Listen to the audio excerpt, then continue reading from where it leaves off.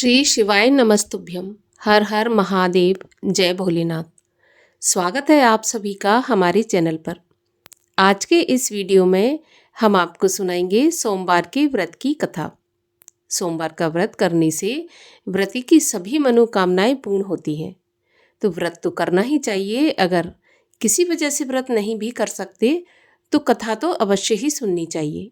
कथा सुनने मात्र से ही भगवान शिव की कृपा प्राप्त होती है और सभी मनोकामनाएं पूर्ण होती हैं। तो कथा आरंभ करने से पहले आपसे एक ही अनुरोध है, अगर अभी तक आपने चैनल को सब्सक्राइब नहीं किया है तो इसी प्रकार की व्रत कथाएं सुनने के लिए और हमसे जुड़े रहने के लिए आपको केवल हमारे चैनल को सब्सक्राइब करके बेल आइकन पर क्लिक करना है और अगर कथा पसंद आए तो लाइक करके शेयर करना है। तो चलिए शुरू करते हैं सोमवार के व्रत की कथा। एक नगर में एक धनवान साहूकार था, जिसके घर में धन आदि किसी प्रकार की कमी नहीं थी, परंतु उसको एक ही दुख था कि उसके कोई पुत्र नहीं था और इसी चिंता में वह रात दिन दुखी रहा करता था। वह पुत्र की कामना के लिए प्रत्येक सोमवार को शिवजी का व्रत और पूजन किया करता था तथा सायंकाल को शिव मंदिर में जाकर शिवजी के सामने दीपक जलाता था। उसके इस भक्ति भाव को देखकर एक समय श्री पार्वती जी ने महाराज शिवजी से कहा कि महाराज, ये साहूकार आपका अनन्य भक्त है और सदैव आपका व्रत और पूजन बड़ी श्रद्धा से करता है। आपको इसकी मनोकामना पूर्ण करनी चाहिए। तब भगवान शिव ने कहा, पार्वती, ये संसार कर्म क्षेत्र है। जैसे किसान खेत में बीज बोता है वैसा ही फल काटता है, उसी प्रकार इस संसार में प्राणी जैसा कर्म करते हैं वैसा ही फल भोगते हैं। पार्वती जी ने अत्यंत आग्रह से कहा, महाराज, जब यह आपका अनन्य भक्त है और इसको अगर किसी प्रकार का दुख है तो आपको अवश्य दूर करना चाहिए, क्योंकि आप सदैव अपने भक्तों पर दयालु होते हैं और उनके दुखों को दूर करते हैं। यदि आप ऐसा नहीं करेंगे तो मनुष्य आपकी सेवा और व्रत क्यों करेंगे।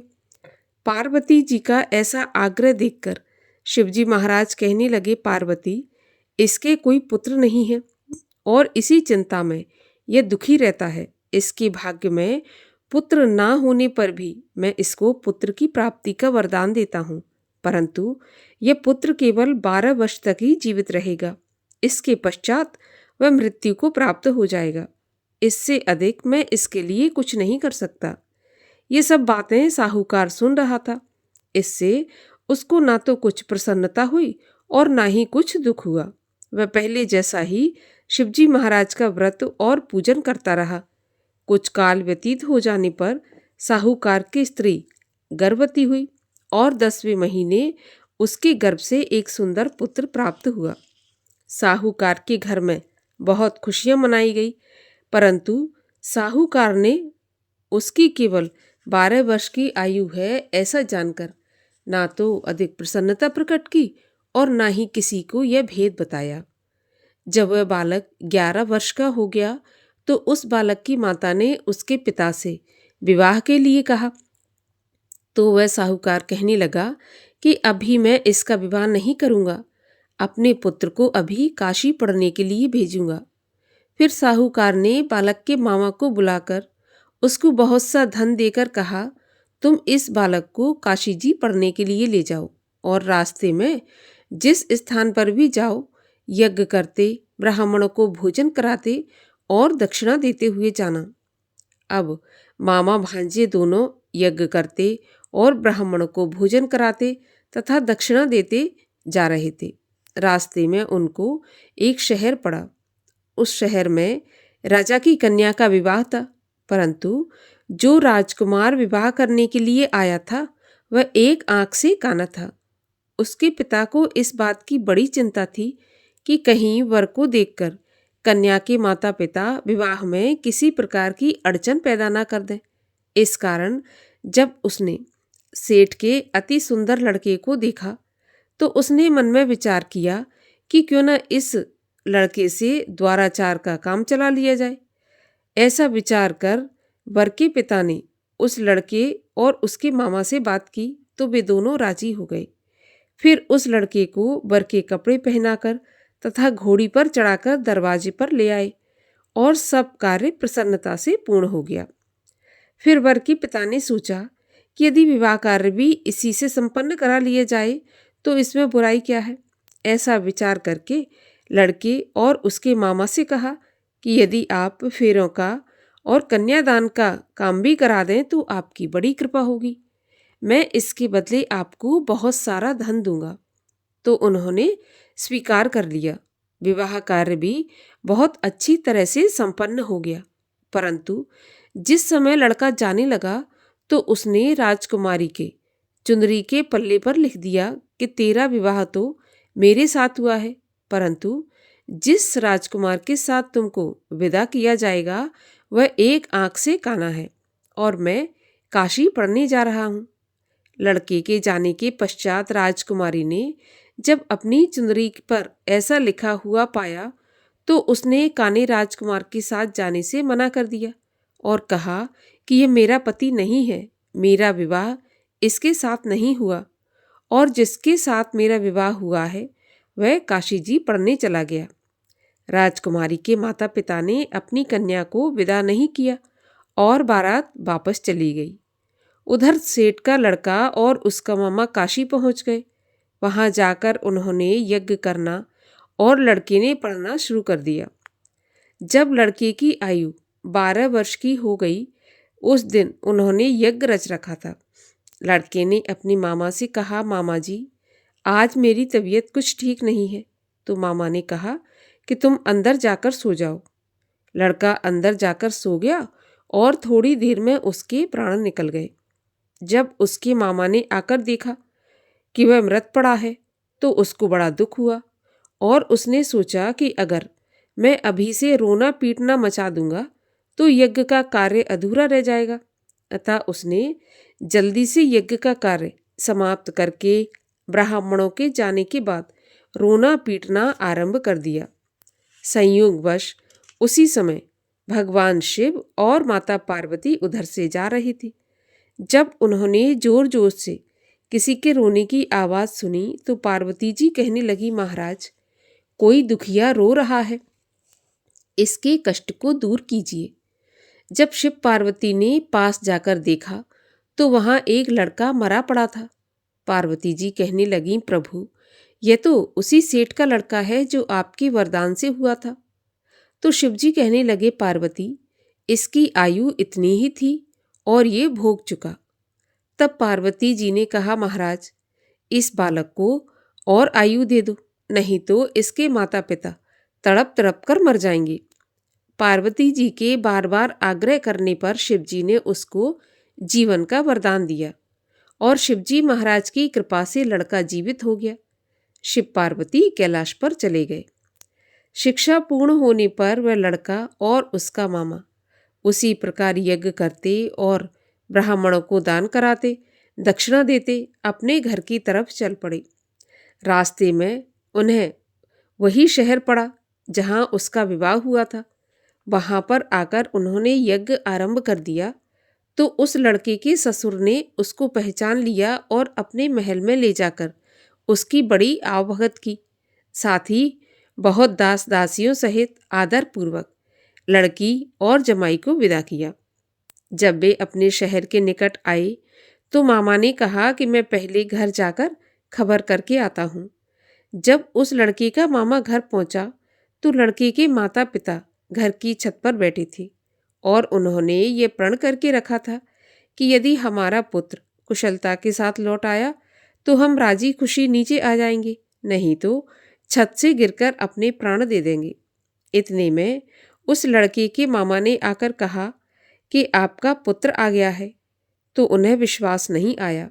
उसके मामा ने शपथ पूर्वक कहा कि आपका पुत्र अपनी पत्नी और बहुत सारा धन लेकर आया है। तो सेठ ने आनंद के साथ उसका स्वागत किया और सब बड़ी प्रसन्नता के साथ रहने लगे। इस प्रकार जो भी कोई सोमवार के व्रत को धारण करता है अथवा इस कथा को पढ़ता या सुनता है उसकी समस्त मनोकामनाएं पूर्ण होती हैं और इस लोक में सुख भोग कर अंत में सदाशिव के लोक को प्राप्त होता है। बोलिए शिव शंकर महादेव की जय। श्री शिव चालीसा। जय गणेश गिरजा सुबन, मंगल मूल सुजान, कहत अयोध्या दास तुम, देहु अभय वरदान। जय गिरजापत दीन दयाला, सदा करत संतन प्रतिपाला। भाल चंद्रमा सोहत नीके, कानन कुंडल नाग फनी के। अंग गौर सिर गंग बहाए, मुंडमाल तन छार लगाए। वस्त्र खालवा घंबर सोहे, छवि को देख नाग मुनि मोहे। मैं न मात की हवे दुलारी, वाम अंग सोहत छवि न्यारी। कर त्रिशूल सोहत छवि भारी, करत सदा शत्रुन क्षयकारी। नंदी गणेश सोहत है कैसे, सागर मध्य कमल है जैसे। कार्तिक श्याम और गणराऊ, या छवि को कही जात न काऊ। देवन जब ही जाए पुकारा, तब ही दुख प्रभु आप निवारा। किया उपद्रव तारक भारी, देवन सब मिल तुम ही पुकारी। तुरत षडानन आप पठायौ, लव निमेष मह मार गिरायौ। आप जलंधर असुर संहारा, सुयश तुम्हार विदित संसारा। त्रिपुरासुर सन युद्ध मचाई, सबहि कृपा कर लीन बचाई। किया तपहि भागीरथ भारी, पूरब प्रतिज्ञा तासु पुरारी। तानिन मह तुम सम कोई नाही, सेवक अस्तुति करत सदाहि। वेद नाम महिमा तब गाई, अकथ अनादि भेद नहीं पाई। प्रगटी उदथ मंथन में ज्वाला, जरत सुरासर भये विहाला। कीन्ही दया तह करी सहाई, नीलकंठ तब नाम कहाई। पूजन रामचंद्र जब कीना, जीत किलंक विभीषण दीना। सहस कमल में हो रही धारी, कीन परीक्षा तबहि पुरारी। एक कमल प्रभु राखे जोई, कमल नयन पूजन चह सोई। कठिन भक्ति देखी प्रभु शंकर, भये प्रसन्न दिए इच्छित वर। जय जय जय अनंत अविनाशी, करत कृपा सबके घटवासी। दुष्ट सकल नित मोह सतावे, भ्रमत रहो मोहे चैन न आवे। त्राहि त्राहि मैं नाथ पुकारो, यही अवसर मोहे आन उबारो। ले त्रिशूल शत्रुन को मारो, संकट से मोहे आन उबारो। मातु पिता भ्राता सब होई, संकट में पूछत नहीं कोई। स्वामी एक है आस तुम्हारी, आए हरहु मम संकट भारी। धन निर्धन को देत सदाहि, जो कोई जाचै सो फल पाई। अस्तुति के ही विधि करो तिहारी, क्षमहु नाथ अब चूक हमारी। शंकर हो संकट के नाशन, मंगल कारण विघ्न विनाशन। योगी तुमुन ध्यान लगावे, नारद शारद शीश नवावे। नमो नमो जय नमो शिवाय, सुर ब्रह्मादिक पार न पाए। जो ये पाठ करे मन लाई, तापर होत है शंभु सहाई। ऋणिया जो कोई हो अधिकारी, पाठ करे सो पावन हारी। पुत्रहीन करे इच्छा कोई, निश्चय शिव प्रसाद ते ही होई।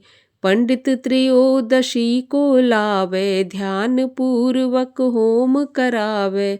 त्रयोदशी व्रत करे हमेशा, तन नहीं ताके रहे कलेशा। धूप दीप नैवेद्य चढ़ावे, शंकर सम्मुख पाठ सुनावे। जन्म जन्म के पाप नसावे, अंत धाम शिवपुर में पावे। कहे अयोध्या आस तुम्हारी, जान सकल दुख हरऊँ हमारी। नित्य नेम कर प्रात ही पाठ करो 40। तुम मेरी मनोकामना पूर्ण करो जगदीश। मक्सर छठ हेमंत ऋतु संवत 64 जान। अस्तुति 40 शिवहि पूर्ण कीन कल्याण। ओम जय शिव ओमकारा स्वामी हर शिव ओमकारा। ब्रह्मा विष्णु सदा शिव अर्धांगी धारा। ओम जय शिव ओमकारा। एकानन चतुरानन पंचानन राजे।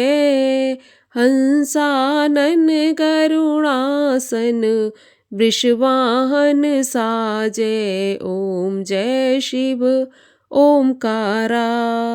दो भुज चार चतुर्भुज 10 भुज ते सोहे। तीनों रूप निरखता त्रिभुवन जन मोहे। ओम जय शिव ओमकारा। अक्षमाला वनमाला मुंडमाला धारी। चंदन मृग मद सोहे भोले शुभकारी। ओम जय शिव ओमकारा। श्वेतांबर पीतांबर बाघंबर अंगे। सनकादिक ब्रह्मादिक भूतादिक संगे। ओम जय शिव ओमकारा। करके मध्य कमंडल चक्र त्रिशूल धरता। जग करता जग हरता जग पालन करता। ओम जय शिव ओमकारा। ब्रह्मा विष्णु सदा शिव जानत अविवेका। प्रणवाक्षर के मध्य ये तीनों एका। ओम जय शिव ओमकारा। त्रिगुण शिव जी की आरती जो कोई जन गावे। कहत शिवानंद स्वामी इच्छित वर पावे। ओम जय शिव ओमकारा। बोलिए शिव शंकर महादेव की जय। कर्पूर गौरम करुणावतारम संसार सारम भुजगेंद्रहारम। सदा वसंतं हृदयारविंदे भवं भवानी सहितं नमामि। भवं भवानी सहितं नमामि।